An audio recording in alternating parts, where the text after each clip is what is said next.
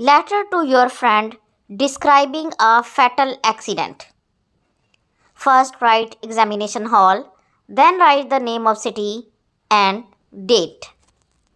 Dear friend, a few months ago, I witnessed a fatal accident near the toll plaza. I was going to the bazaar in the evening. Suddenly, a motorcyclist came from behind. He overtook a van wrongly. His bike had no headlights. In a flash, there was a bang. His bike had collided with another motorcycle.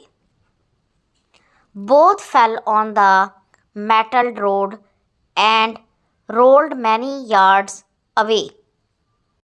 The former fell unconscious. He had got head injuries, but the latter was out of danger. We at once took them to the hospital. The doctors began to attend them. The police also reached there and started the investigation. I left them recording the statements of eyewitness and came home sadder than before. I learned a great lesson from the accident.